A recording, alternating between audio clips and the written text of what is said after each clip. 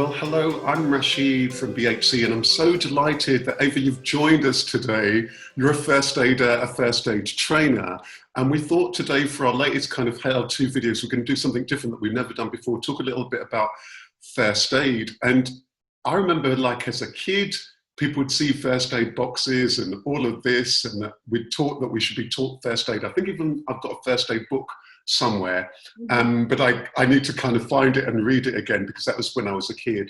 So Ava, I wonder if you could first of all tell us a little bit about what is first aid? What is first aid? So basically, actually, I've got a first aid kit with me here today.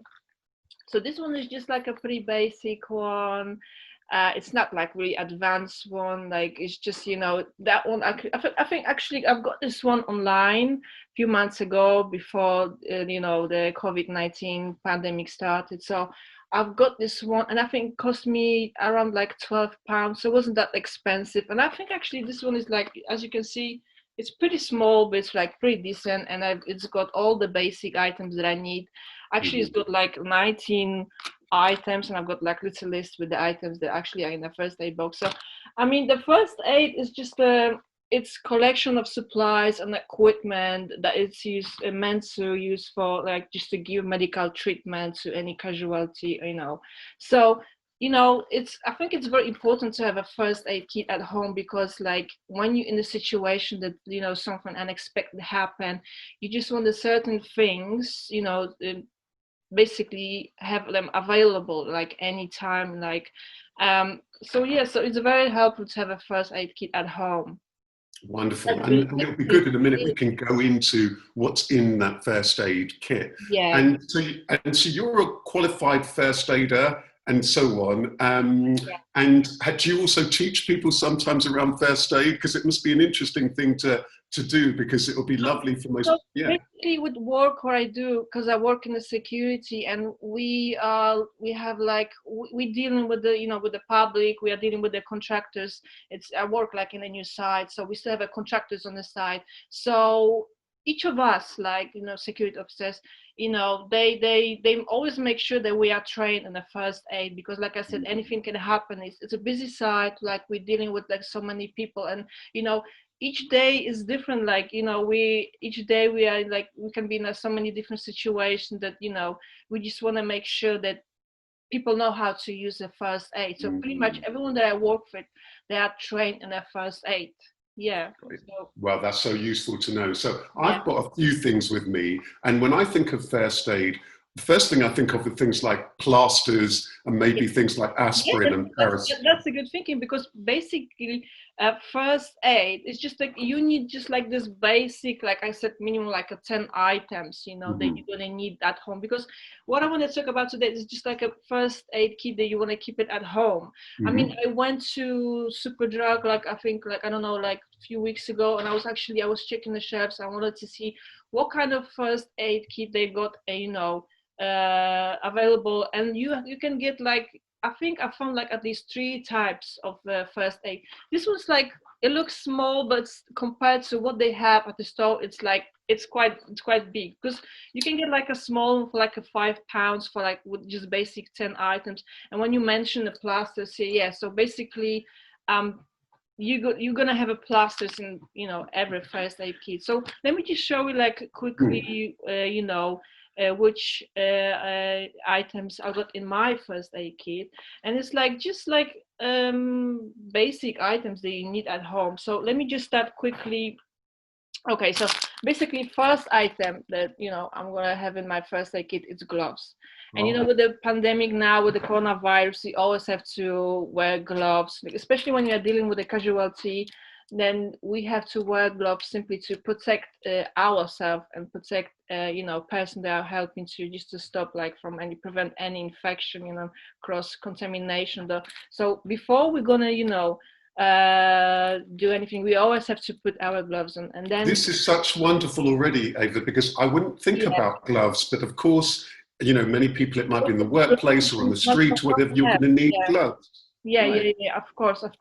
You know, dealing with a casualty, we know you don't know this person, you know, you don't know their history, like medication and what they take, and you know that you need to wear gloves, you know, just to prevent any infection, and you know you don't want to put yourself in the danger as well. So you always have to wear gloves. That's the must-have, you know. That's the rule number one. So you have your gloves on, and for example, you have someone injured, he's got like a small wound on his hand, or you're just gonna use antiseptic wipes just to clean the skin around the wound and they clean the wound. So once you do that, you get always in your first aid kit. These are dressing. Basically, dressing is designed to basically you're gonna put that dressing directly on the skin on a wound, and you're gonna secure that dressing with a bandage, which is like another item that you keep in your first aid. In my first aid kit, I got few type of bandages. Actually, I got three type of bandages. Let me just take you quickly through it. Like, okay, so the first bandage is a conforming bandage, which is like very basic one. It's very light, it's very stretchy. So this one we're going to use to secure our dressing and to make sure that dressing is placed like, you know, on a wound. So this one is very, it's like a basic one, so everyone should have it at home anyway. So that's the first one. The second one is the creep bandage, which this bandage, I can see, it's much more stronger, it's thicker. So this one actually we can use to hold the dressing, but also we can use to like support injured joints. And also if it's like you know, if you have a bleeding from the wound, you just want to like stop bleeding, or you want to control bleeding, you can slightly apply some pressure just to control the bleeding with this bandage, which is very good, is very useful. I see. And for example, just to like give you one example, you know, how to use this bandage at home. For example, like you got a wrist injury at home and you got this bandage, and what you got before you're gonna get to the hospital, or before you're gonna get like a professional medical treatment, you just wanna, you know, make it sure that it's not gonna get worse. I'm just gonna show you quickly with this, what we can do with this bandage. So for example, you got your wrist got, it's injured, so you just want to, you know, give your wrist a little bit more support. So what you're going to do, I'm just going to do it myself, so it's not going to look that neat. So you're going to just place this bandage just quickly around your wrist, you know, like that. I don't know if you can see it. Actually, it would be nice to have some help, but it's all right. I'm going to just do it quickly. So you're going to place the bandage on your wrist, and then just to give a little bit of support. And then you're going to go around your fingers, and you go back to your wrist. You're going to do it again, and this is called actually figure 8.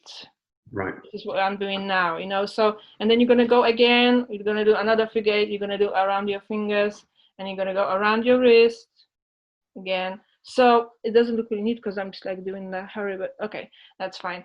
Anyway, so you're gonna, in this way, you're gonna give your wrist like some kind of support, you know. So just the simple things like that, you know, so you can, you know, if you wanna have these items at home, and like I said, something unexpected happen, and you know how to use that, that's great. That's just really great. I think this is so important what you're saying here, Eva. I mean, one of the things that would be nice to talk about very briefly is once you've gone through the rest of your items, it'll be really useful to know what things that you feel everybody should be able to do. Because one of the things that might be nice, perhaps in a future video, or perhaps in the future, you know, perhaps a course in person, is to pick up on some of those things. Because I imagine that if sometimes many of us almost are kind of secretly hoping that these accidents and so on don't happen, but we all know that they do. And so we kind of lock it up. But there's some, seems like things like that are so easy that we could all do, right? Yeah. Yeah, of course. I mean, oh yeah, just I haven't mentioned yet, the last type of bandage I got in my first, like, it is a triangle bandage. So this one is like slightly bigger. That's the big, like, kind of, you know, type of bandage. And this one, if you can see in the picture, this one provides support to any like injured like part of your body. Like, I mean, and this one is actually quite big, so we can use this one as a dressing as well. So yeah, that's very good one as well. And that one there, from the picture, it looks as though it's like supporting if somebody's had a. This one gives support. That's the good. That's the one that, yeah, that's one that's very helpful. Like, it's good to have this one as well in your first aid kit. I mentioned I mean, did I mention the plasters? No, no, let's talk about the plasters, because that's the first thing that we think about. And I've got some plasters. Pretty much sure that everyone's got plasters at home, and everyone knows. Yeah, perfect. And everyone knows how to use plasters. It's so simple, and and so must have. So I've got like a few plasters using my first aid and different size, shapes. So just a simple rule: before we're gonna use our plasters, we have to make sure that we're gonna clean our cut. If it's like with clean water, or we're gonna use our, antiseptic wipes. So that's that's how we're gonna use our plasters. Basically, it's very simple, and I'm pretty much sure everyone's got plasters at home. So yeah. But I like the point you make there over about, before you put the plaster on, to make sure, of course, remember to clean the wound and so on, because otherwise sometimes in the panic, people just put the plaster on. Right. Yeah, of course. And then, okay, let's move to another item I've got here, which is, this one is, yeah. So I've got two of these, and these are basically cold pack, and they work just like ice pack basically. And then I've got two of these just simply because they are just for like a single use only.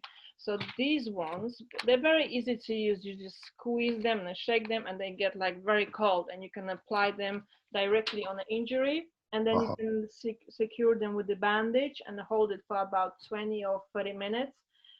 These are very good to have because actually they minimize swelling, they can reduce the pain, and they are very common, like people, they can use it for any like a sport injury, or for like a soft tissue injury. So these are actually really good to have at home.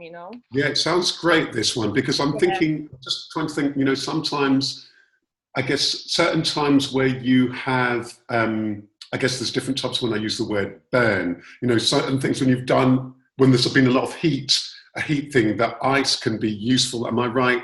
In terms of just making sure that it doesn't swell or what have you? So that these kind of things, or when where a bump comes up, these are the kind of situations. Yeah. So I think, it's really good to have this cold pack in your first aid. I mean, it's very helpful. Fantastic.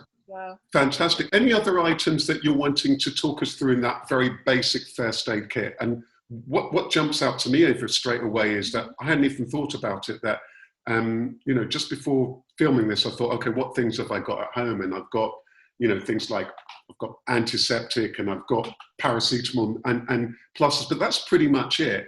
And one thing that I don't have is necessarily them in one box. And I thought to myself, well, producing a box just makes a lot of sense, right? So is there anything else in that you would say that we should have in a basic first aid kit? Yeah, so basically I got like a few items left. I mean, another item is this is really good one, to be honest. Like when you're like dealing with casualty, and this is actually really good one because it's foil blanket. Yeah, basically foil blanket is just designed to keep us warm, and the foil blanket is, I don't know if you can see in the picture. So the foil blanket is basically is using our body heat to keep us warm, and and it's gonna prevent our body to go into shock during emergency.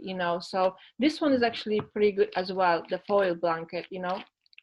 I think, but this is like, I don't think you can find this in every first aid kit, but it's my one. It's pretty good. So can you tell us a bit about, so with this foil blanket, how big is it and what kind of situation? So I'm thinking, when you mention that, there'll be sometimes somebody's had an accident, whatever, and they're feeling cold, or that they can lose temperature. So is this basically just a small blanket that somebody would put around them? Just tell us a little bit more about it. Exactly. So this one, I mean, when you're dealing with a casualty and you see someone like, they need their first aid, and then, sometimes when people tend to go in shock, or like that they really like losing blood, like your body temperature always like dropping, I can say, dropping down. So this one is gonna like keep you really warm, because it's actually using the body heat that our body already like always generate. Like, so this one is like, or even like when you deal with a casualty, you can see it in many like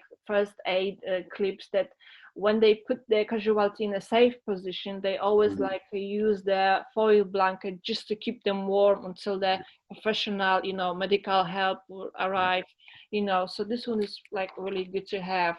Right. So I'm thinking with this, many people, if that, let's say there were an injury, and you see these things sometimes, people might put also an ordinary blanket. That's good enough, but this one is actually designed to use our body heat to keep us warm. Because it's a foil blanket, that's why, you know. But even like if you don't have this one in a first aid kit, and obviously you got just like, you know, normal blanket, that's, you know, that's better than nothing, obviously. And it makes me think of, you know, sometimes when you see these races and when people run a marathon and they put something around them, is it when you're running, obviously your body temperature is higher, then suddenly you stop and you like, oh, okay, now I'm feeling cold. So that's why, you know, they give them always like the foil blanket just to keep really good tip. like, you know, dramatically lower, you know what I mean? So yeah. So I've got like a few two more items in my first kit, which is like okay, I've got sterile eye dressing, and this one is going to be used on any like eye injury. If you like have any cut on your eye or some, I don't know, like bruises, or you know, you just want to place that on your eye just to protect from any infection or dust or germs. So this is really good to have this one as well. And for example, if you have any, this has happened to me like so often, like I've got something in my eye, and basically you don't want to touch your eye with like a detailing jet. You just want to clean your eye. So this, you got sterile eye wash. So this little thing here, yeah. And then how do you use this one? Basically, you just want to, when you have like some kind of object in your eye, like a foreign body, or like just like an eye irritation, you just want to, you know, apply this in your eye and flush it out, basically. So that's very helpful, this one as well. And things like, you know, safety pins to secure your bandage, or tape, or scissors to cut your pads or bandage. Yeah, so I think that's pretty much it. That's like a basic, just the first aid kit, you know. So and you know, when you talked about before, if you talked about those antiseptic marks, so that's like a version of when people might have things like this at home. that's have basically, yeah. So I think everyone should have it at home, especially with the coronavirus. And then you mentioned something. You said something about like a medication or painkillers. So just to, you know, just to like advise that I wouldn't put any medication in my first aid, just because I mean the first aid should be available to everyone, like to use it. And then I think medication is more like personal items that everyone's using different medications, and you have like different painkillers. So you know, I would basically make like a maybe separate box for the medication, and then the first aid, you know, we just want to keep the items that I always go like by the book. If I got my list, you know, with the items that should be in my first aid, I just keep these items in my first aid. I think that's such a useful tip, because some people might think, oh, you know, having something like this is a good idea, but as you say, different people, different medications. I would just make like separate the kind of box for my, you know, medication, even for like painkillers, or you know, for like you know, medication for like flu or cold. That's like a separate thing. I wouldn't put that in my first aid, because like I said, first aid should be available for everyone, you know. So yeah, and just the last thing that I want to mention, that you know, the first aid kit we should keep always in the same place, you know. Oh, well, I was going to ask that. You're now reading my mind, because I was going to say this is so important. Where should we keep it and where shouldn't we keep it? And I'm thinking that sometimes people might have a house where there's perhaps young children or pets and so on. So any places that we should keep it or not keep it? We should keep it in a safe place. And well, I mean, if we have some, you know, sharp objects like a scissors, okay, this should be kept somewhere like, I mean, you know, out of reach, like, so, you know, basically I would keep it, like, for example, my one, I keep it in the kitchen in one of the cupboards. So whenever like I need it, I know it's there, you know, and just like always in there, like a cool and dry place. So yeah, so whenever, like I said, whenever like something's happened, because it's always something like, you know, you don't think like, oh, today I'm gonna cut myself. It's always something like unexpected, you know. So if you need it, it's there. And I think you know, with the coronavirus, like we tend to stay more at home now, and then you know, when something happened, you don't want to, you know, put yourself like in more stress that, oh my God, something happened and I need someone's help, like just with a basic, you know, cut or basic wound or whatever. You got it here and you can use it anytime, I think you that's know. such a good point, isn't it? Yeah, Because, I mean, even if people are watching this long after coronavirus, there can be so many different situations where perhaps you're ill and you just don't have the strength to go out to a shop or a yeah, store or a yeah, chemist or yeah. a pharmacy, and you want to have that You reassurance got of it at having this. home, you know, and especially now, like, I mean, some people like have to stay at home for like for 2 weeks and safe isolate. So, I mean, it's really good to have one at home, Okay. you know. And if you want to buy one and you're not sure which one is the right one for you because you don't want to spend too much, like there's so many first aid, like you can buy it online, or if you want to buy it from a like a local store or local Mhm. pharmacy, you can always go save yourself time and go online and have a look what they got on the website, and you know, check the prices. And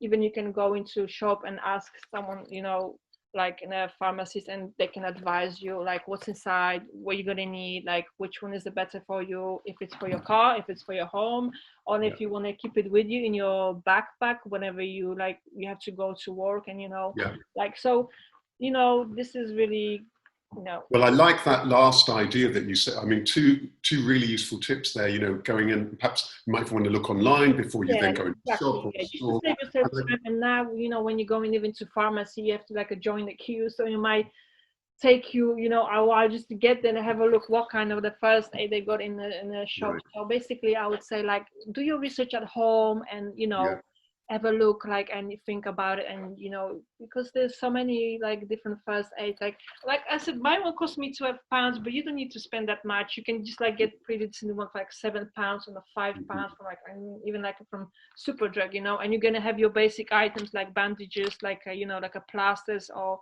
you know, like a, you know, like an eye wash, or you know, and a dressing. Really good idea. I mean, for me, even I didn't even think that, you know, apart from for people who are kind of semi-professionals, I didn't even think that might be packs already done, so I don't even need to think about it. So the work's done. I like the thing also that you said there, Ava, about you might also want something like this for your car or your backpack. And I think that is a really good idea, isn't it? That to perhaps have something, especially if you know at work or if you're going on a long journey, to have something like that so that you can feel comfortable, right?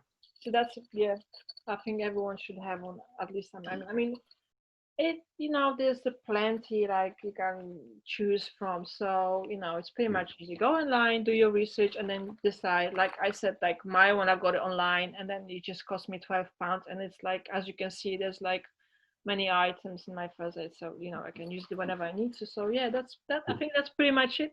Well, that's wonderful. I think one of the things that I'd love to talk about maybe next time, perhaps a future video, Yeah. is are there some other, moving on from the basic kit, because I guess today what we've talked about, isn't it, the first aid kit and having those things and being able to apply some very basic things.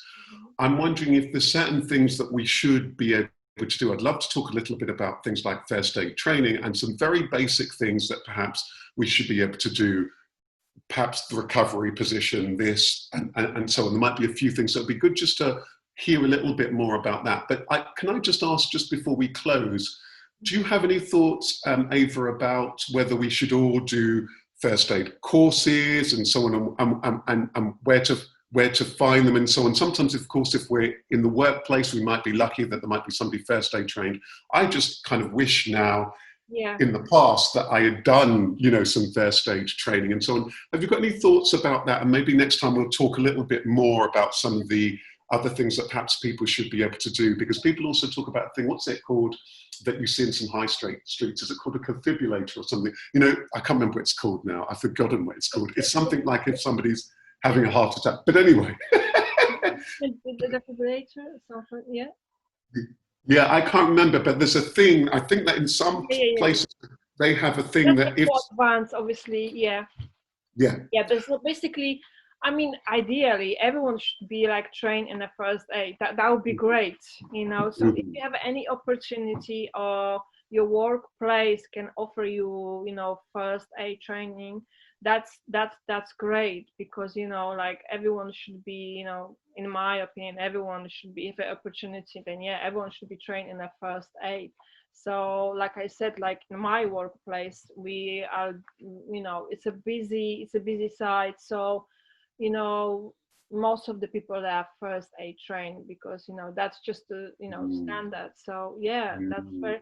And then I think it's interesting always to learn something new, to get new skills. So that's really like pretty much, That's so useful. And, Ava, that is so useful. I think that's given us all, certainly for me and for lots of people here, lots to think about. And a really good tip there, if you work in a workplace where that training is available, or maybe they don't have the first aid trainer and you think it might be a good opportunity for you to step in and get that training. And maybe again in the future, we'll pick up more about that, or of first aid courses, or perhaps even do some things for the Co-op. So I just want to thank you so much for all of your time and for all of your wonderful advice. I'm now going to have to make sure over the next couple of weeks, get my first aid kit. So thank you so much. Perfect. Okay, so I really just want to thank you for having me today. It was a pleasure.